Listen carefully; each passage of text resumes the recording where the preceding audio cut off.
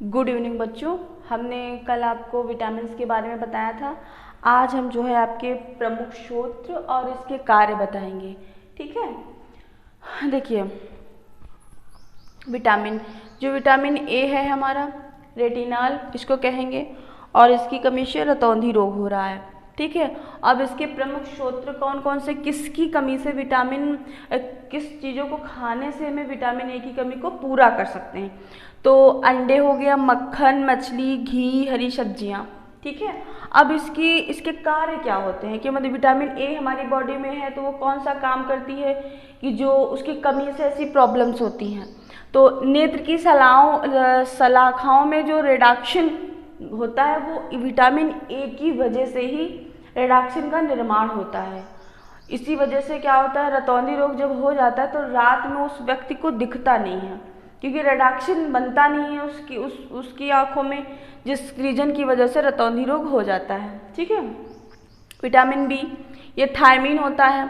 अब इसकी कमी से क्या होगा, ये कार्बोहाइड्रेट जो हम खाते हैं भोजन, और उनमें जो वसा और कार्बोहाइड्रेट उसका उपापचय सह एंजाइम के रूप में विटामिन बी जो होता है काम करता है। मांस, दूध, यकृत, अनाज के छिलके, इन सब में जो होता है विटामिन बी पाया जाता है प्रचुर मात्रा में। तो इन सब चीज़ों का सेवन करना चाहिए। ठीक है, उसके बाद आते हैं विटामिन जो हमारा सी होता है स्कारबिक अम्ल। तो विटामिन सी मोस्टली सब खट्टे पदार्थों में विटामिन सी अच्छी मात्रा में मिलता है।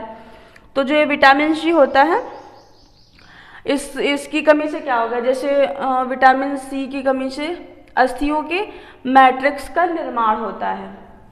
विटामिन सी जो होता है अस्थियों के मैट्रिक्स का निर्माण कर रहा है। अब ये कहाँ कहाँ प्रचुर मात्रा में पाया जाएगा, तो आपका आंवला हो गया, नींबू हो गया, संतरा हो गया, जितने भी खट्टे पदार्थ होते हैं उन सब में जो होता है पाया जाता है। शिमला मिर्च में भी पाया जाता है, रसीले फल होते हैं उन सब में जो होता है विटामिन सी पाया जाता है।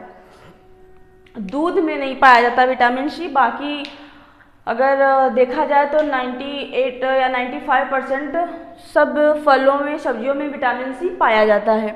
उसके बाद आ गया आपका कैल्सीफेरॉल मतलब विटामिन डी। विटामिन डी जो होता है ये सूर्य के प्रकाश में, मछली के तेल में, और इसका क्या होता है इसकी कमी से हड्डियों में दर्द शुरू हो जाएगा, दांतों में दिक्कत हो जाएगी, पायरिया रोग हो जाएगा, पायरिया नहीं होगा, दांतों की वृद्धि रुक जाएगी विटामिन डी की कमी से। तो विटामिन डी जो होता है बहुत ही कम मात्रा में पाया जाता है हमारे आसपास। ये या तो सबसे ज़्यादा जो होता है सूर्य के प्रकाश में ही विटामिन डी मिलता है हमको, और मछली के तेल में। हड्डियों और उसके कार्य हो गए हड्डियों दांतों की वृद्धि। इसकी वजह से हमें अपनी हड्डियां और दांतों में वृद्धि होती है। इसकी कमी से हड्डियां कमज़ोर हो जाएंगी, दांतों में दिक्कतें शुरू हो जाएंगी। फिर आ जाते हैं टेकोफेरॉल विटामिन ई, इसको ब्यूटी विटामिन के नाम से भी जानते हैं। और इस विटामिन की कमी से प्रजनन क्षमता कम हो जाती है। और इसके स्रोत क्या खाने से विटामिन ई की कमी को पूरा किया जा सकता है। तो आपका अंडा हो गया, सोयाबीन हो गया, या कोई भी आप अंकुरित अनाज जो आप शाम को पानी में भिगो दीजिए और सुबह उसका सेवन कर लीजिए, तो विटामिन ई उन सब में मिलेगा। और जनित एपिथीलियम में वृद्धि, ये एपिथीलियम में वृद्धि करता है। जब एपिथीलियम में कमी आती है तभी प्रजनन क्षमता में कमी आती है। तो विटामिन ई को हम टेकोफेरॉल के नाम से जानते हैं। और विटामिन के जो हो गया, विटामिन के जो होता है ये नैक्थोक्वानिन, ये जो होता है सोयाबीन में, यकृत में, टमाटर में, अंडे में, हरी पत्तियों में पाया जाता है। ठीक है, और इसकी रुधिर की कमी में, जैसे विटामिन ए रक्त का थक्का, जब इसकी कमी होती है तो रक्त का थक्का जो है देर से बनता है। और इसके कार्य होते हैं प्रोथ्राम्बिन का निर्माण। यही प्रोथ्राम्बिन है जो ब्लड में पाया जाता है और हवा के संपर्क में एक्टिवेट हो जाता है। जब प्रोथ्राम्बिन बनता नहीं है और हमारा ब्लड निकल रहा होता है, और जब प्रोथ्राम्बिन ही नहीं है उसमें, तो वो एक्टिवेट नहीं होगा और ब्लड का थक्का देर से बनेगा, या कभी कभी किसी कंडीशन में बनता ही नहीं है। तो विटामिन के जो होता है प्रोथ्राम्बिन का निर्माण करता है। और ये सोयाबीन हो गया, और टमाटर हो गया, और आपका अंडे, हरी पत्तियाँ, इन सब में जो होता है विटामिन के काफ़ी अधिक मात्रा में पाया जाता है।